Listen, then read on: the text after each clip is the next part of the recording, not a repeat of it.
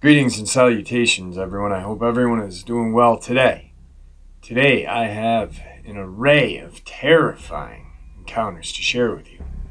Before we get into those, a couple links. As you know, I rely on Patreon, PayPal, and my merch store to help the channel to continue to grow and go. Those links are in the description below. Also, Dogman Frightening Encounters, Volume 1, 2, and 3, the audiobook versions. They were written and researched by Tom Lyons, narrated and produced by me, Jeffrey Nadolny. Those audiobooks are available on Audible, Amazon, and iTunes. The links to those are also in the description as well. Now, everyone, I have taken far too much of your time. Let's get on with today's upload. Shall we? Today's first encounter. When I was in 7th grade, I was outside with my dog in Tennessee, lying on a dirt mound, looking up at the clouds, just passing time. It was around 5:30 p.m. when my dog started to bark and pull at the leash. We lived in the countryside, so we had woods surrounding one half of our house. I tried hushing my beagle, but she persisted. I then stood up and looked in the direction she was looking to say, "Look, there isn't anything there." As I said that, a large black creature with a canine body sprinted out of the woods. This creature had thin fur that was so black it had a pearlescent hue, with almost a purple tint. The eyes were a mid-shade yellow, its legs were crooked backwards, and its hands were long and slender. It stood about 7 feet tall when standing on its hind legs. When it dropped to all fours, its back had an aggressive hunch, and it still maintained its fluid motion. Every step seemed pre-calculated. As it was sprinting, it tilted its head towards me as if it was aware of me, but couldn't be bothered by me being there.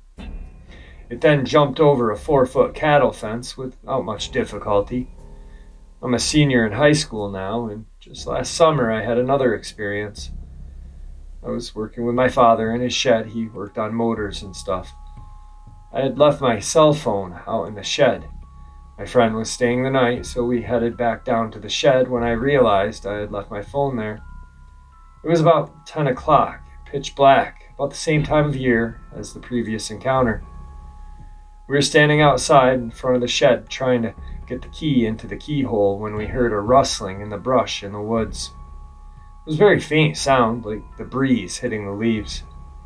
Both my friend and I heard it, so we turned our flashlights toward the brush, only to see a pitch-black shape standing in the light brush. The yellow eyes destroy my mind every time I recall the moment. My friend said, "Do you see that right?" By this time, I was already sprinting toward the house. Seeing this creature and knowing how it was just watching us tore my mind apart. It was so silent, I had a mental breakdown as soon as I got back to the house. I've never had such an intense reaction to anything. From then on, every time I went into the woods, I felt like something was watching me. I know this sounds crazy, and I get that. I struggle with telling anyone, and this is the first time I have reached out to share this experience with the public. Today's second encounter. For some backstory, I've always been in touch with the supernatural ever since I was a baby. My mother told me that I saw, heard, and knew things that I shouldn't have. But when I got older, I started to repress this side of me, always trying to explain it by using science, but sometimes there are things that not even science can explain.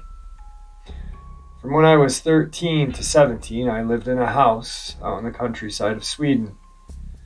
The house and what happened is a whole different story. We lived right by a lake. We had a dock with some old boats we found abandoned by a small beach near our home. During the summer, people would go boating and fishing. The Swedish name for this lake is Gravlängen, which roughly translates to long grave. It's rumored by the locals that back in the day, they used to dump bodies in the lake. I've tried researching this, but found no written document of this ever happening, so it's hard to say if it's true. half island where we lived, a pretty big one covered in a dense forest. This is where I and many others have experienced many strange events.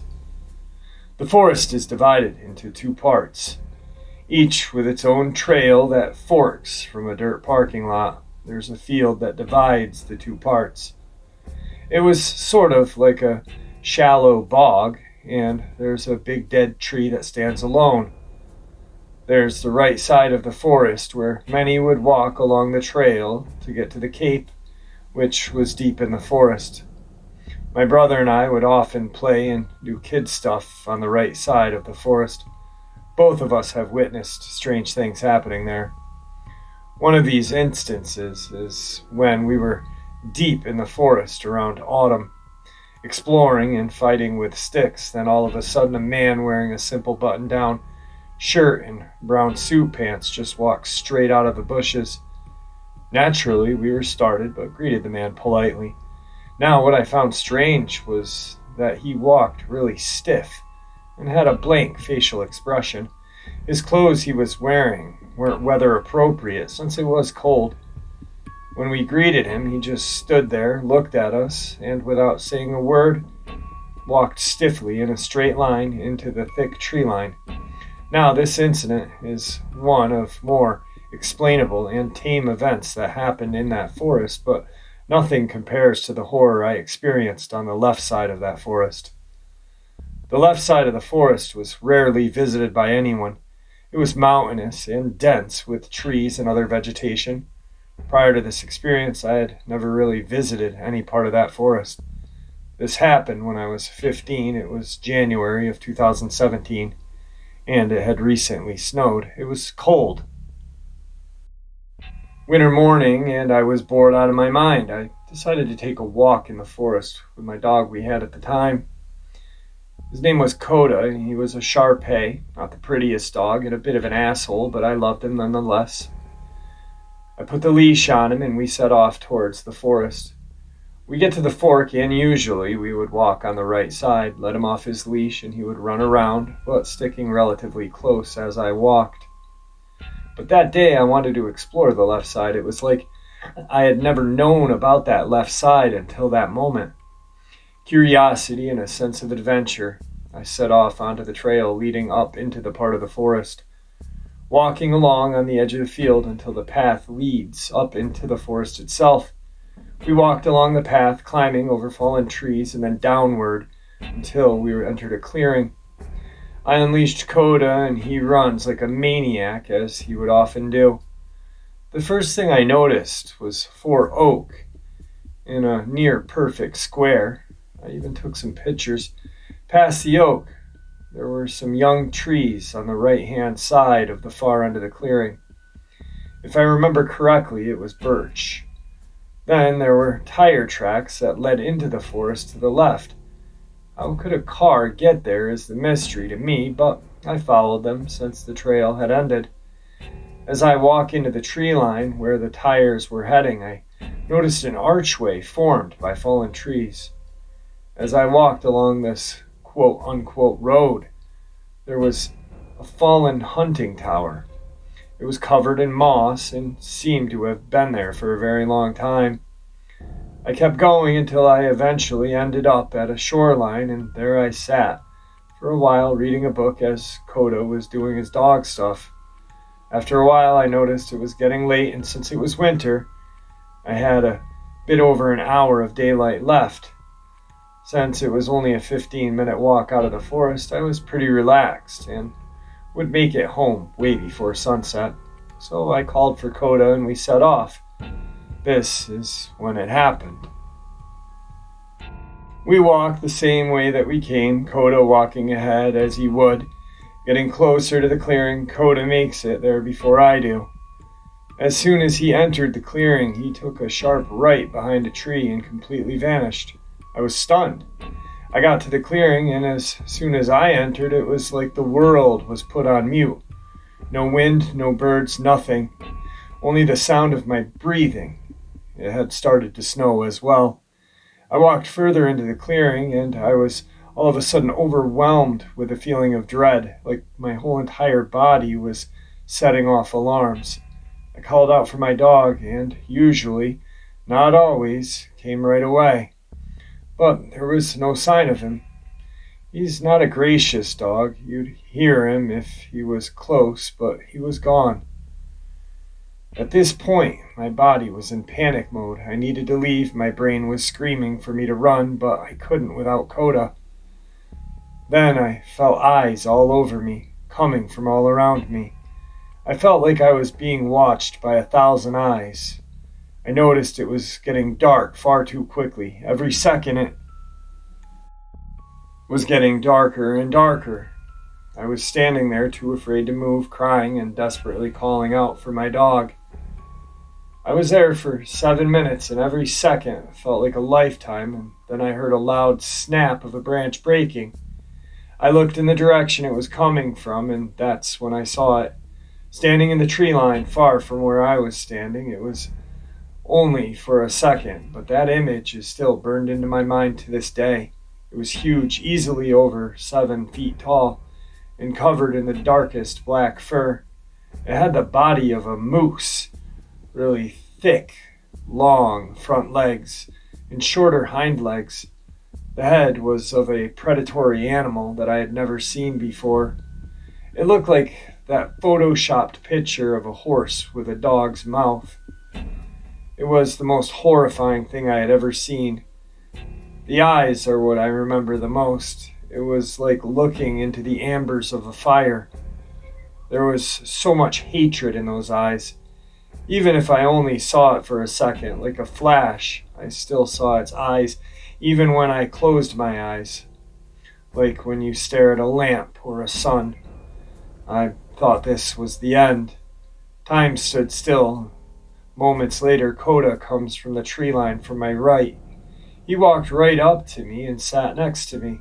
He never did this. I put the leash on him and bolted out of there. It was really dark at this point, and I could barely see where I was going. The feeling of terror was also added with the feeling, if I stop, I will die. I ran through the forest on the trail, practically jumping over fallen trees, and ran down the hill. As soon as I got out of the forest, the feeling of terror stopped. I caught my breath in the dirt parking lot and noticed the sound of the wind again.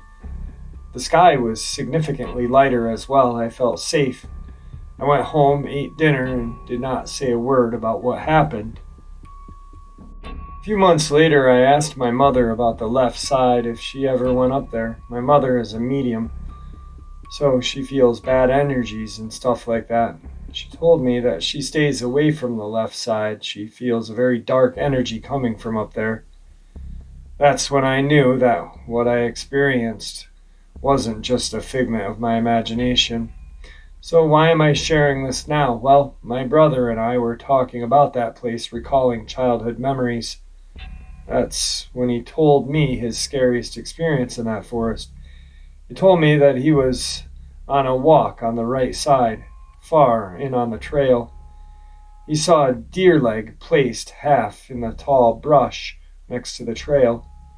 He said he remembers that it was fresh because blood was still dripping. He thought it was gross, kept walking, thinking no little of it. He walked to the cape and started to walk back. That's when his body felt that tense and the feeling of being watched. He picked up his pace until he got to where the deer leg was. That's when he noticed it was gone. It had only been 20 minutes since he was last there. That's when he knew he had to leave. Now, this could have been some fucked up hunter playing a prank, but he doesn't recall hearing any gunshots since the leg was fresh. It couldn't have been a wild animal since the half island isn't big enough for wolves, bears to live up north. When he told me that, I knew that it was the entity. There is definitely something wrong with this place. I know as long as I live, I am never stepping foot in those woods again. I've been trying to figure out what that thing was. Today's third part of the upload. Last October, I decided to go hiking each weekend in a different spot related to Michigan folklore. One of those trips was swinging out to Cadillac with a friend to check out the area where the Michigan Dogman originated. Starting at the lake, we took the White Pine Trail about 4 miles out before heading back, all in the bright light of the day. The first chunk of the trail is very populated as it takes you out of town. There's even a trail cat belonging to one of the houses off of it that came and snuggled us for a bit. But you eventually hit an intersection where the woods kind of start. On our way back, we crossed that intersection, having stopped to check for cars as it was super slow. And as we finished crossing the street, we both froze. After a few seconds of our own silence, we both started whispering to each other under our breaths. I pulled out my phone and started recording, but the sound didn't happen again. And we eventually carried on our way after a few minutes of hushed speculation.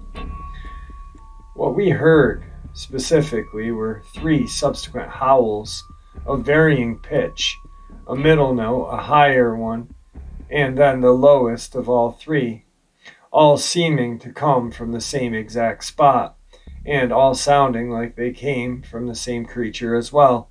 Each howl lasted about a second, like half notes to a song something was trying to sing. In fact, we walked away only half joking, saying it felt like we were being serenaded by the Dogman himself. We still can't figure out what could have made that sound. It came from a small batch of brush on the northwest corner of the intersection, but there was nothing in there when we looked, and the batch was too small, maybe 5 feet deep, with too much empty space on the other side for something to run without us seeing it in ease. Just curious if anyone has ever been to Cadillac area and heard similar noises. There were no bad vibes or anything while we were experiencing it. If anything, we left that area feeling like something had been trying to play with or delight us a little bit. Thinking about visiting there again later. This fourth part of the upload. Before I begin, I would like to say that this is a very long experience. It's something that's haunted me since I was 6, since my first encounter with this creature. I've had dreams about this and 2 very specific encounters with the creature. I'm sharing this so I could possibly find help on what to do or how to get rid of this creature that's been hunting me since I can remember. For some background, I'm a 21-year-old female and still worry about this creature finding me, but I'll get into that detail later. I would always go camping with my grandparents, who I call Grammy and Grampy. At the end of my school years, I would always look forward to it, since I grew up loving the outdoors and the woods, especially loving camping, loving the idea of having s'mores, taking long hikes, being around a campfire, and of course the wildlife we would see. Now, I grew up in California, mostly near cities, so the forest was like my true home. I always preferred being near trees and dirt rather than buildings and crowded places. Besides, the woods were much quieter and more peaceful. I always felt safe when I was there, like nothing could ever hurt me. But something strange would always happen at the end of the month of May. I would have this reoccurring dream during the last week of my school year. I would be in the woods walking alone down a dirt trail. The woods were always strangely quiet. I would continue to walk this path until I saw this red fox poke its head from behind a tree. Its eyes were always strangely human-like, but they were yellow and somehow looked like teddy bear eyes. And it would just stare at me. It wouldn't make a sound at all. It would just watch me. Usually in my dream, I would go up and pet it, making the fox family make a noise, usually a soft growl. Then I would continue walking, and it would follow me. The first time I would have this dream was when I was actually around 5, and it lasted until I was perhaps 11. Over the years, it would be the same exact thing. I would walk into the woods, find this fox, pet it, then continue my hike with it alongside of me. But about having this dream for the fourth time, it would start to walk behind me.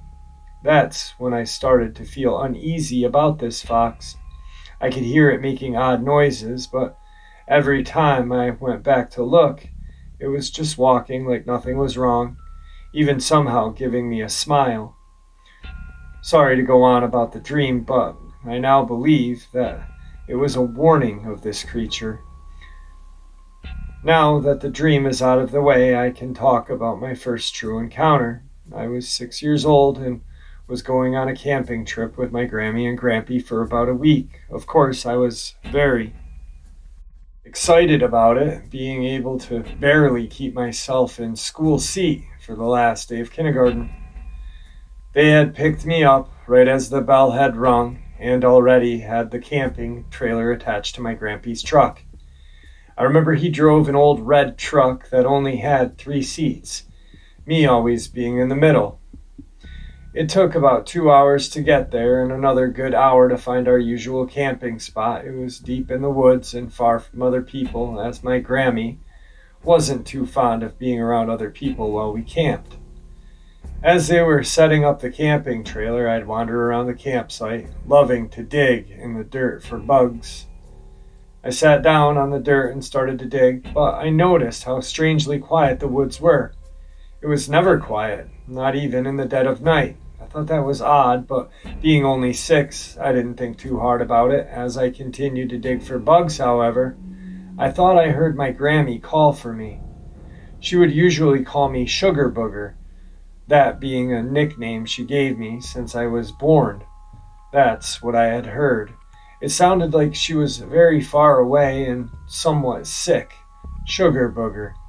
I looked up where I had heard it come from, that being from the woods, but there was no way she was there because she was still unloading stuff from the truck. Even at the age of 6, it didn't feel right, so I walked closer to my grandparents and stayed next to them. I soon forgot about my weird encounter, though, as we were beginning to have fun. For the rest of the day, we played card games, sat next to the campfire as we ate dinner, and stared up at the stars. I always loved seeing stars, never being anywhere where we lived. We started to get sleepy around 9 p.m., I believe, and we started to get ready for bed. There were bunk beds that me and my Grammy would sleep on, keeping our luggage on the top bunk, and we would sleep on the bottom bunk. Due to my Grampy's snoring, he would sleep on the couch in the trailer. I would always sleep next to the trailer window, just in case I couldn't sleep and wanted to look outside. I fell asleep pretty quick, though. That being the last day of school and all, I was pretty exhausted. I remember waking up maybe hours later. It was pitch black outside. It wasn't weird for me to wake up late at night, since I always had sleeping issues. I rolled onto my side, trying to fall back to sleep, until I heard Sugar Booger. My eyes immediately shot open as I heard my nickname being spoken, but I knew it wasn't either my grandparents. They were both asleep, and never were known to sleep talk before. I started to get this horrible feeling in my gut, like whatever I was hearing wanted to really hurt me. Even at the age of 6, I knew this was not normal. Then I started to hear tapping at the trailer window. It was soft, but loud enough for me to hear it. Tap, tap, tap. I just sat there, frozen in fear. I was trying to just brush it off as tree branches or rain, but I just knew it wasn't. I could tell that it was really someone or something tapping on the window. I decided to be brave and look. Big mistake. I pulled the curtain away only to peek, and all I saw were these large yellow eyes. They seemed glassy, yet not entirely real. They looked like a giant teddy bear eyes, but cold and unwelcoming. I remember in that moment I panicked and quickly closed the curtain back up. I then hid under the blanket, that being the only thing I knew what to do when I saw a monster. I could feel tears falling down my face. I had never been so terrified in my life. I just curled up into my Grammy's side and clung to her all night. That damn tapping only got louder and more persistent throughout the night. I don't remember falling asleep, but somehow I did. I do remember my grampy waking me up around noon, saying, how if I got up quick enough, we could still go fishing. I honestly didn't want to leave the trailer at all, terrified that whatever I saw that night before would be out there. I did eventually go outside, but I was constantly looking around, horrified that whatever saw me last night would get me. My Grammy immediately knew I was scared and pulled me into a hug when she saw, asking me what was wrong. I did tell her what I saw and heard, and surprisingly, she believed me. Next thing I knew, she was telling my Grampy that we were moving campsites. It took a bit to convince him, but he did eventually start to pack up and hook the trailer onto his truck. I was put into the truck so I could properly sleep, but I just couldn't. I kept feeling that I was being watched, thinking that every little noise was the thing I saw, that if I closed my eyes even for a second it would get me. My Grammy wasn't too far from me when I heard it again, but this time it was my actual name, Aaliyah. At that moment I had never seen my Grammy move so fast. She looked into the brush where we heard it, then to me. She then got into the truck with me and pulled me into a tight, protective hug. I began to cry all over again, telling her how I just wanted to go back home. That's when my Grampy got in the truck as well. And since I was sobbing so hard to the point I was coughing, he agreed we'd go home. We started to head out of the campsite, still hurt that this trip had been ruined by something, but I still didn't know what. That's when something in my head told me to look back. I slowly did, feeling an ice-cold fear wash over me as I saw something. A red fox sitting in the middle of the campsite, sitting there with large yellow eyes. The same red fox of my dream, somehow curling its lips into an eerie smile. After that encounter, we never did go back to that campsite. We did continue to camp, but in a more populated area. I did not tell my grandma what I saw, but she had told me to trust my gut. She knew that I was sensitive to certain entities, and that would help me if I trusted it. Now this would be the end of the story, but I'm afraid it isn't. There is one more encounter I had with this creature, and it was much more terrifying than the first. The second encounter I had was when I was 17 years old, many years later. And by this time, I knew very well what these creatures were, and I was still very paranoid every time I went near wooded areas. I still worried about seeing that fox, but I never really thought about it too much. Me and my two younger siblings were staying at a relative's house for Christmas. Then, living way up in the mountain area, I think they were my great aunt and uncle, but I'm not really sure. Where they lived, there was no service at all, so unless we hooked up into their Wi-Fi, we had no phones. I didn't mind the house, still loving the woods no matter what happened, although at night I hated how they didn't close the window curtains, making it easy for anything outside to see us. But I did feel safe while inside the house, knowing that they would not let anything hurt us. Luckily, it didn't snow where they lived, so we could go outside and run around. They always had this beautiful black lab, being about a year old, named Pam. She was very playful and normally wouldn't listen to anyone but my uncle. Although she was easily excitable, she was a good puppy. One of the days we were there, my little sister and our aunt went out to the store for a nice girl's day. Although I'm a girl, I wanted to go hiking with my uncle and my brother. We left pretty early since the hike we were doing was 4 hours of walking into town. It was a really chilly morning, but since we were doing so much walking, it felt great. We also decided to take Pam, it being a good way for her to get her exercise and have some fun. About maybe an hour into our walk, I started to slow down a bit, wanting to enjoy the beautiful forest. It was so peaceful. I could have honestly stayed there, but as we continued to walk, I started to feel something odd. I noticed how quiet the forest had suddenly become. Hearing only our footsteps and my brother talking to our uncle, Pam noticed it as well, her ears going straight up and growling softly. I started to pick up my pace to get next to my brother, worried that possibly a coyote or a mountain lion were nearby. I knew, though, that they wouldn't be out at this time. Even if they were, didn't walk near the roads. My little brother was only 9 at the time, and being the oldest sibling, my natural instinct was to protect him. My uncle noticed the silence as well, telling us to stay close to him and Pam, who was now next to me and still growling. I began to feel that horrible feeling again, that ice cold fear I once felt when I was 6. I tried so hard not to think of that creature, but it was all I could worry about. I was scared. I felt like I was back to being that scared 6-year-old little girl again. I had to stop for a moment, though. Seeing my shoelaces had come undone, I quickly kneeled down to tie them back up.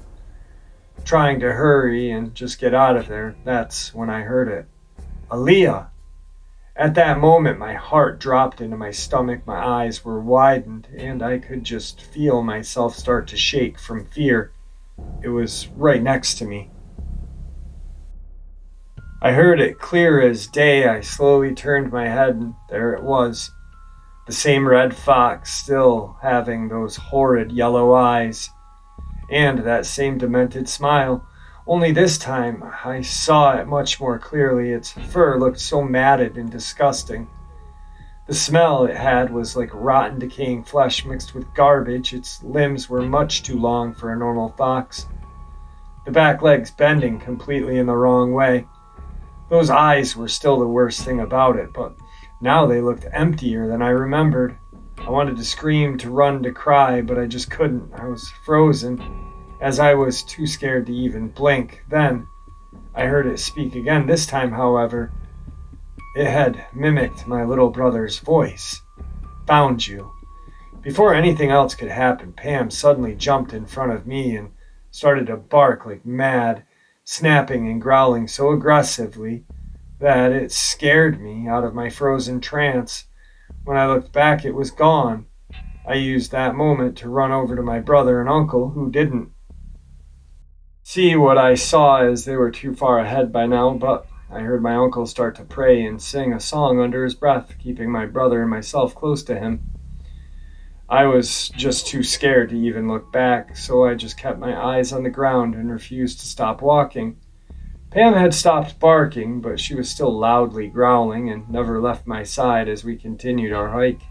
My little brother was a bit worried, but he thought it was just a coyote.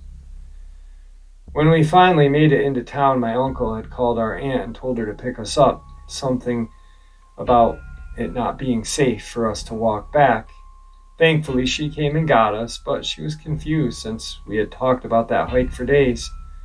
On the car ride back, Pam never left me alone. She was right with me the entire time. She knew that thing was after me, and she protected me. I was very grateful that she was with us. Who knows what would have happened if she wasn't? When we got back to the house, I was talked to by my uncle and aunt. Once I told them what happened and what I saw, they had started to pray and check that all the locks were shut tight, my aunt putting something around the doors.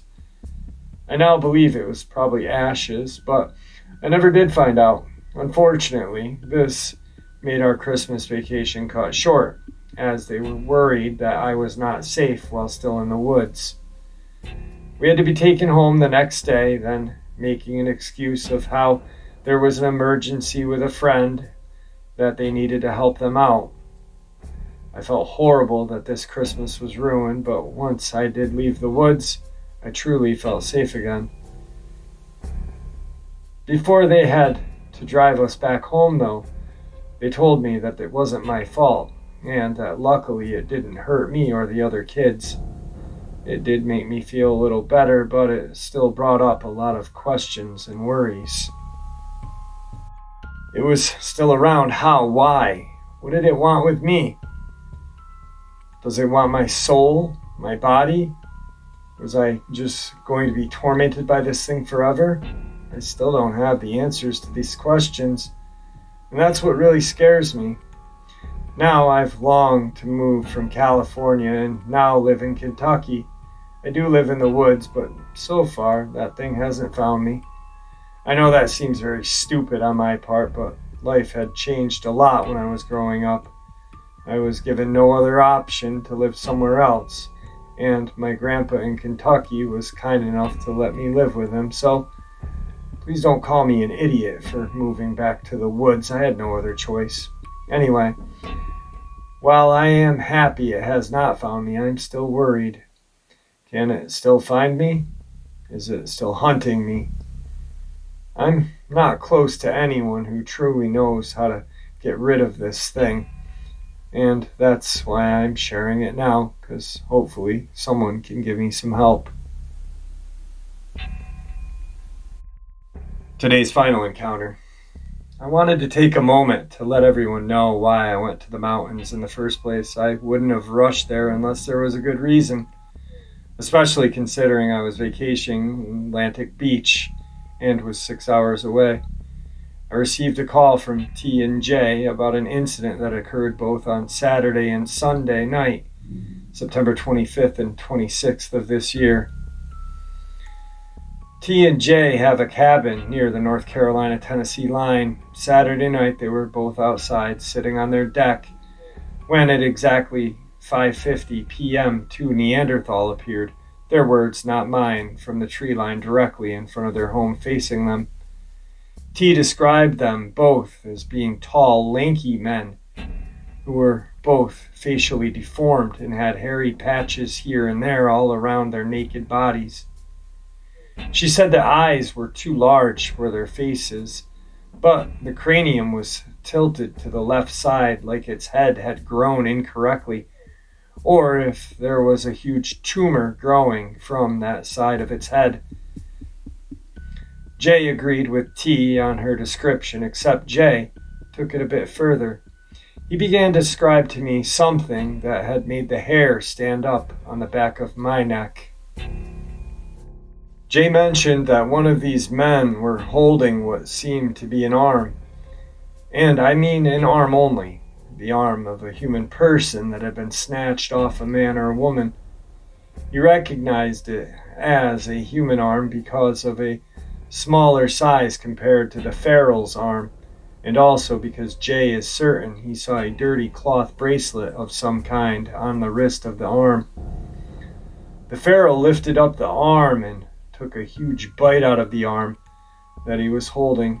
Jay said the arm looked very purple, swollen, and decayed, and that the feral was carrying the arm around like a snack.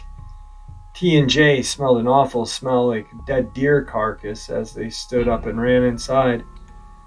T is on the phone with the police while J is getting his gun. J ran back outside to shoot, but both feral men were gone. But he saw some limbs of the trees still moving. T is on the phone with the police and is having a hard time explaining to the 911 operator what they saw. Other than the flight of these two monsters that had appeared in the woods, they had concerns about the human arm and felt it was very pertinent for the police to know. Long story short, two officers came and they found nothing. The officers didn't quite believe them, but they agreed to search the area. Then Sunday came and T and J attended church. T explained to me that while at church, she asked for a special prayer over her home and property, and explained to the pastor that her and her husband felt like their home was being attacked by Satan, and left it at that. And after church, they returned to their cabin along with their two daughters and their spouses and their two grandchildren. T and J explained to their adult kids what had happened the night before, and exclaimed that she would rather the grandkids not play outside. The day continued on as normal until 8 p.m., not quite dark. Jay's outside with the two son-in-laws when out of nowhere they all smelled the awful smell. They were all startled when a huge flock of bird rushed from the tree line, followed by 15 to 20 frogs leaping in a rush away from the woods. A family of deer suddenly jumped from the corner of the property, heading toward the back of the house into the other side of the forest. The animals were running from something. Then something in the trees moves and grabs their attention. They see a creature standing watching them. It's just standing there looking. This time the creature is described as 6 foot tall, deformed man with huge shoulders, covered in mud and dirt, long black hair, evil face with white cloudy eyes. Its hands were a dirty burlap sack, like a potato sack, that appeared to have something heavy in it. As they were staring at this creature, completely unable to move in shock, T walks outside. She noticed the birds from the kitchen window and wanted to see what was going on. She sees all 3 men staring straight ahead in the woods, completely still, glances up, and that's when she sees it as well. She said she felt the most evil presence she had ever felt, and worse than the night before. The creature only stared at them all, not moving an inch. It looked unreal, like a wax figure. No birds chirping, no sounds from the wood whatsoever. They said the silence and still from the forest was just as scary as seeing the creature. T, frustrated and terrified, yells for it to go away. Everyone is in a panic mode, and they all go back into the house. One of the sons-in-laws, Jay, grabs his cell phone to take a pic, and Jay grabs his gun. Once again, when they return outside, the creature is gone, but the awful smell remained. Interesting fact, the Cherokee simply know it's feral people and consider them evil, part creature, part human. Jeez, I'm crow. I don't know what scares me more. These feral human creatures, these abominations, or what DJ explained to us the other night, or Dogman or Sasquatch. Alls I know is there has been an increased amount of sightings of all of these creatures. Could we be in the end of times? I don't really know, because yes, I was brought up Roman Catholic and to honor my Native American side, but I'm not familiar with the end of times as the Bible states.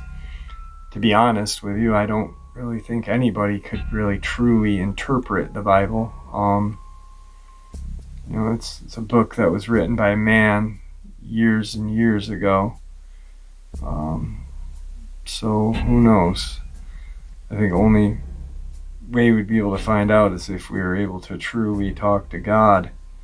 I don't know. These things scare me, though. If I were to ever see one of these things, I hope it would be in the jaws of a Dogman. That's all I can say. Yeah, so with that, I want to thank everybody for all of your support, and be kind to each other, and farewell.